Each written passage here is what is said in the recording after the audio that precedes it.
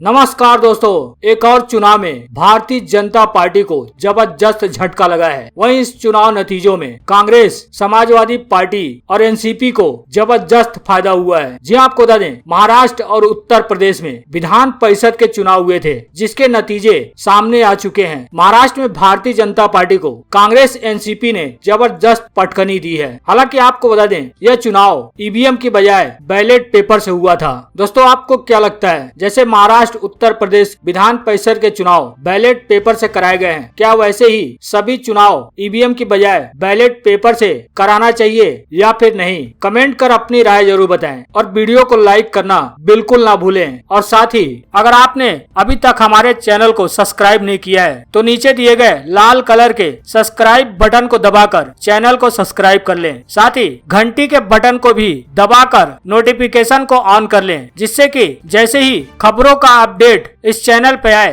आपको सबसे पहले मिल सके। और साथ ही इस वीडियो पर अपना एक लाइक जरूर दें और वीडियो को शेयर भी करें। जी हाँ दोस्तों, आपको बता दें, महाराष्ट्र और उत्तर प्रदेश में बैलेट पेपर से हुए विधान परिषद के चुनाव में भारतीय जनता पार्टी को बड़ा झटका लगा है। जी आपको बता दें, महाराष्ट्र में भारतीय जनता पार्टी सिर्फ एक सीट जीतने में ही कामयाब रही। आपको बता दें, भारतीय जनता पार्टी ने विधान परिषद के चुनाव में 4 सीटों पर अपने उम्मीदवार उतारे थे और एक सीट पर निर्दलीय को समर्थन दिया था। लेकिन फिर भी भारतीय जनता पार्टी को विधान परिषद की कुल 6 सीटों में से सिर्फ एक सीट पर ही जीत मिली। आपको बता दें, भारतीय जनता पार्टी की सबसे बुरी हार नागपुर स्नातक निर्वाचन क्षेत्र में हुई है। नागपुर भारतीय जनता पार्टी का गढ़ माना जाता है। इस सीट से पहले केंद्रीय मंत्री नितिन गडकरी और देवेंद्र फडणवीस के पिता गंगाधर राव चुनाव जीत चुके हैं। आपको बता दें, मंगलवार को हुए चुनाव में महाविकास अघाड़ी यानी कांग्रेस, एनसीपी, शिवसेना और भारतीय जनता पार्टी के बीच कांटे की टक्कर थी। यह चुनाव प्रतिष्ठा के तौर से भी देखा जा रहा था। अब भारतीय जनता पार्टी को महाराष्ट्र विधान परिषद की 6 सीटों में से सिर्फ एक सीट पर ही जीत मिली है। वहीं 6 सीट में से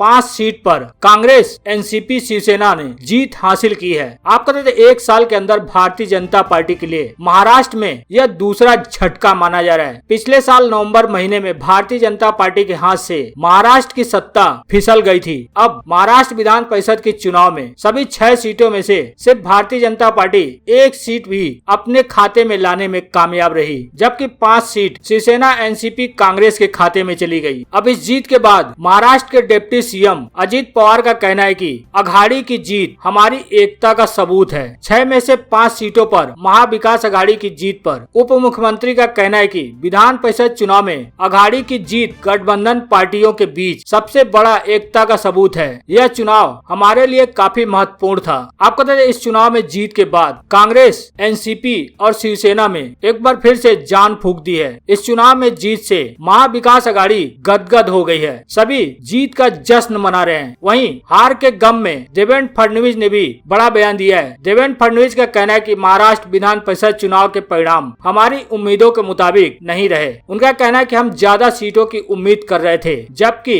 पार्टी को सिर्फ एक सीट ही हाथ लगी। उनका कहना है कि हमसे तीनों पार्टियां कांग्रेस, एनसीपी और शिवसेना की सम्मिलित ताकत को आंकने में चूक हो गई। वहीं आपको बता दें, उत्तर प्रदेश में भी मंगलवार को विधान परिषद के चुनाव हुए थे, जिसमें भारतीय जनता पार्टी को प्रधानमंत्री मोदी के निर्वाचन क्षेत्र में यानी बनारस में बड़ा झटका लगा है। यहाँ पर भारतीय जनता पार्टी दोनों सीटों पर चुनाव हार गई है। जी आपको बता दें, उत्तर प्रदेश विधान परिषद की 11 सीटों पर मंगलवार को चुनाव हुए थे, जिसके नतीजे सामने आ चुके हैं। लेकिन भारतीय जनता पार्टी को सबसे बड़ा झटका प्रधानमंत्री मोदी के गढ़ में यानी बनारस में लगा है। यहाँ से समाजवादी पार्टी ने भारतीय जनता पार्टी को करारा झटका दिया है। आपको बता दें, वाराणसी में भाजपा स्नातक और शिक्षक विधान परिषद की दोनों ही सीट भारतीय जनता पार्टी हार गई है। यहाँ दोनों ही सीट पर समाजवादी पार्टी ने अपना कब्जा जमा लिया है। आपको बता दें, आज आए नतीजों के मुताबिक स्नातक सीट जिस पर सपा प्रत्याशी आशुतोष सिन्हा ने चुनाव लड़ा था, उन्होंने भाजपा के प्रत्याशी और वहां के वर्तमान एमएलसी केदारनाथ सिंह को हरा दिया है। मतगणना नतीजों के मुताबिक आशुतोष सिन्हा को करीब 26,535 वोट मिले थे, जबकि भारतीय जनता पार्टी के प्रत्याशी केदारनाथ सिंह को महज 22,685 वोट ही मिल सके।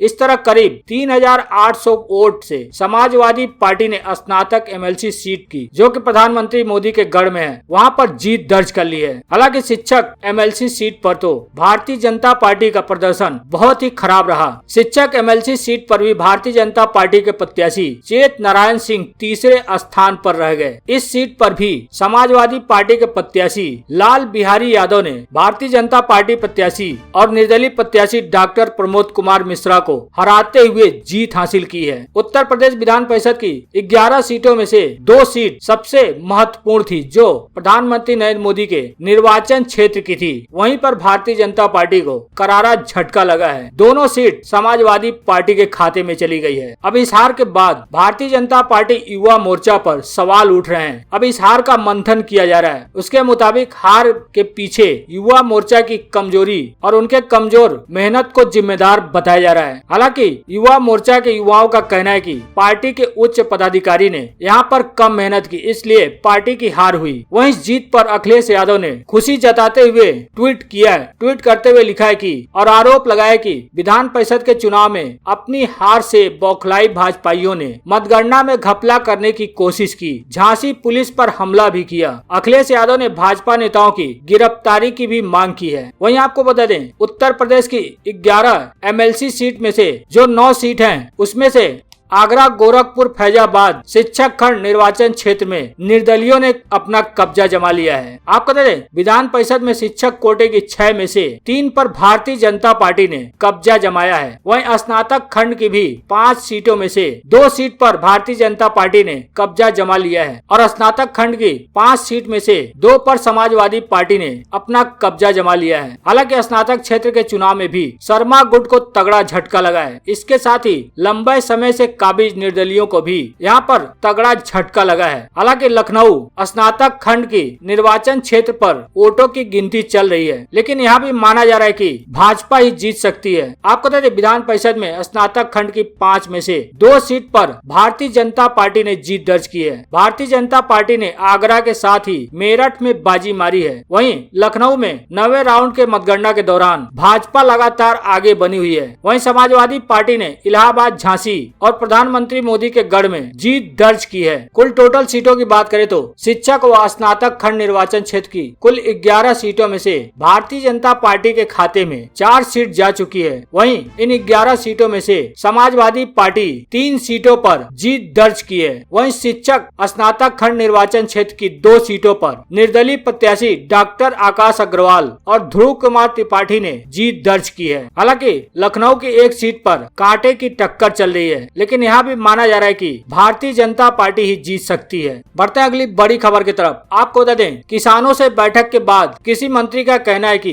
एमएसपी पर किसानों की शंका दूर करेंगे, लेकिन वहीं किसान तीनों कानून को वापस कराने पर अड़े हुए हैं। जी आपको बता दें, कृषि सुधार कानूनों के खिलाफ राजधानी की सड़कों पर डटे किसानों और सरकार के बीच आज 5वें दौर की बातचीत भी बेनतीजा रही। लंबी बातचीत और मंथन के बाद सिर्फ यह तय हो सका कि अगले दौर की बातचीत 9 दिसंबर को होगी। हालांकि बैठक के बाद कृषि मंत्री का कहना है कि सरकार एमएसपी पर किसानों की शंका दूर करने को राजी है। माना जा रहा है कि सरकार कानून में यह प्रावधान जोड़ सकती है कि किसानों के उत्पादों को न्यूनतम समर्थन मूल्य यानी एमएसपी से नीचे नहीं खरीदा जा सकेगा। हालांकि किसान नेता अभी भी तीनों कानून को वापस करने पर भी यानी वापस कराने पर अड़े हुए हैं। कृषि मंत्री नरेंद्र सिंह तोमर का कहना है कि हमने कहा है कि एमएसपी जारी रहेगा, इसे कोई खतरा नहीं है, इस पर शंका करना आधारहीन है। अभी भी यदि कोई शंकाग्रस्त है तो सरकार इसके समाधान को तैयार खड़ी है। कृषि मंत्री का कहना है कि हम राज्यों में मंडियों को प्रभावित नहीं करना चाहते। सरकार एपीएमसी को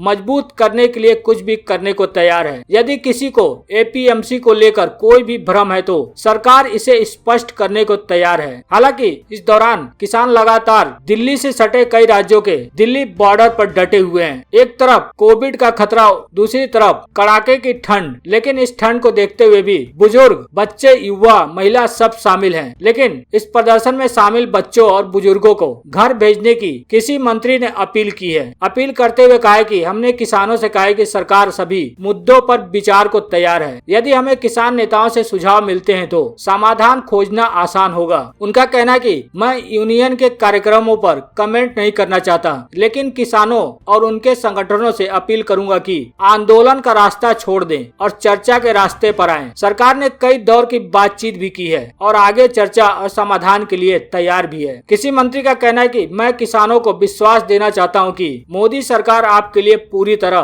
प्रतिबद्ध है और भविष्य में भी रहेगी। उनका कहना है कि प्रधानमंत्री मोदी के नेतृत्व में कई कृषि कानूनों को लागू किया गया है, बजट और एमएसपी भी बढ़ाया गया है। हालांकि ऑल इंडिया किसान सभा के महासचिव हन्नान मुल्लाह ने कहा कि हमने बैठक की शुरुआत में कहा कि हमारी मांग कानूनों को वापस लेने की है, हम इसमें संशोधन नहीं चाहते हैं, हमारा स्टैंड मजबूत है। आखिर में हमें बताया गया कि अगली बैठक 9 दिसंबर को होगी। उनका कहना है कि हमें लगता है कि सरकार निश्चित तौर पर कानून वापस लेगी, लेकिन 9 तारीख को किसान और सरकार के बीच बैठक होने के बाद ही निकलकर सामने आएगा कि क्या सरकार कानून वापस लेती है या फिर कोई बदलाव करती है, जैसा कि किसान मांग कर रहे हैं कि ये कृषि कानून वापस लिया जाए।